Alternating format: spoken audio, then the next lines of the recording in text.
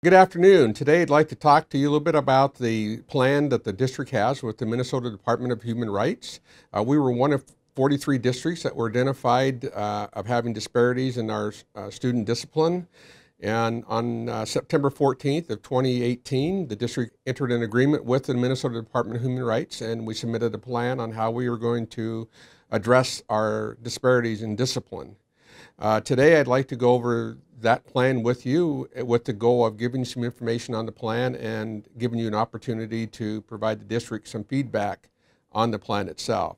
The plan is made up of 5 components. There's a positive school climate, professional development and instructional practices, behavior interventions, progress monitoring, and student, family, staff, and community engagement. So I'll go over each individual part at this time.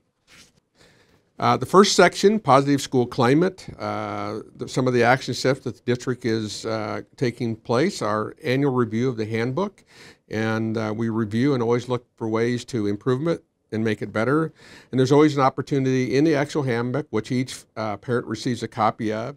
There's a page in the back of the handbook for parents to provide feedback on the discipline handbook, and we do collect those and consider those when we are reviewing and making revisions for the handbook for the following year. We also have foster positive staff and student relationships, and we've provided a variety of different professional development opportunities for our staff, like responsive classrooms, restorative practices, social emotional learning, trauma-informed practices, building community schools, de-escalation strategies, just to name a few. Also in that section is meeting with the police liaison officer, and our executive director of operations meets with the school resource officers quarterly and gets feedback from them and discuss things that are going on in each of the buildings that they serve. The last component of this section is to integrate our CLRT training that we've done with our staff and incorporate that into our teacher evaluation tool. And we've been working with the Midwest Plains Equity Assistance Center to help us with that work, and we continue doing that. The next section is professional development and instructional practices.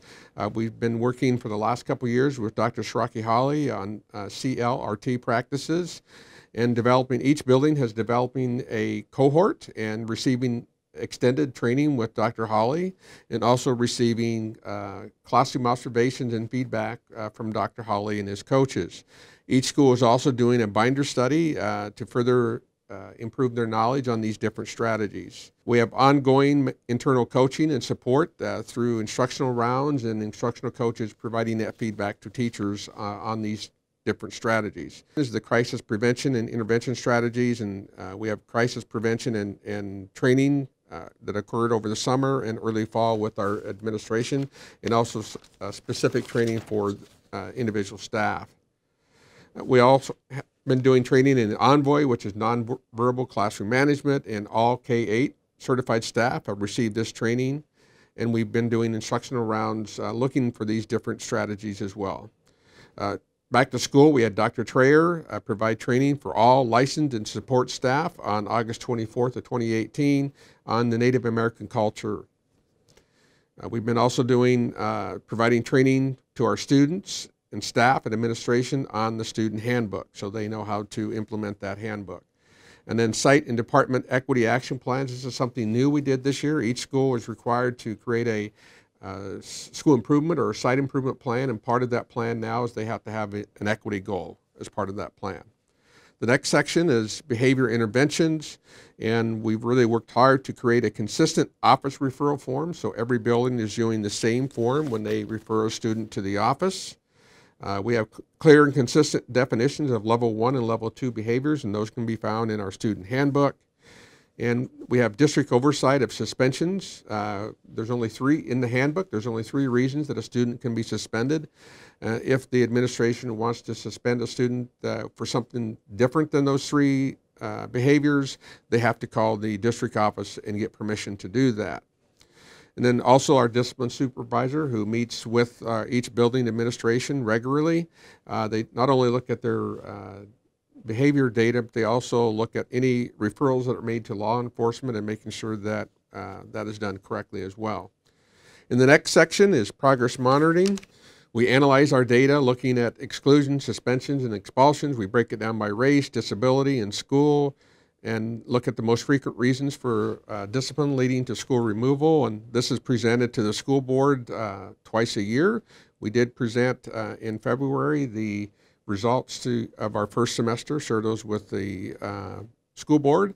And we also have a district data team that looks at the data and reviews it from a district perspective and tries to identify our most frequent reasons for suspensions, and also looking for the different reasons and why we suspend students, and monitor that not only at the district level but at the site level.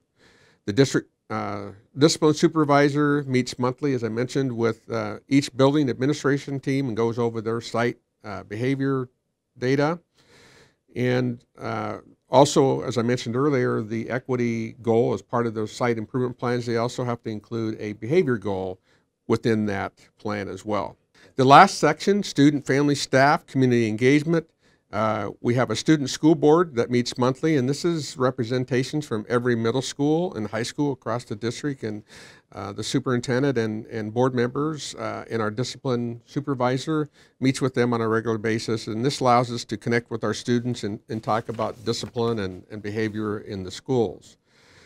The superintendent also has listening posts, and we just had one not too long ago to allow the community to come in, and we went over the plan that I'm talking about today and gave them an opportunity to provide feedback on ways that we can make it even better. The district also held student listening posts where we went out to every middle school and high school and provided opportunity for students to talk to the superintendent and cabinet about issues that are going on in their schools. And then community input session. This is an opportunity for, as I mentioned, for our community to come in, and we went over the plan and allowed them an opportunity to provide feedback, and that was just done last week. That is a summary of the plan, and the slides were part of this video, but you also can go to the website and see in more detail the exact plan. And at the end of this video, there'll be a link for you to provide some feedback, and we encourage you to look at our plan and provide us some suggestions on how we make it better. And if any questions that you have, you can go to that link and submit those.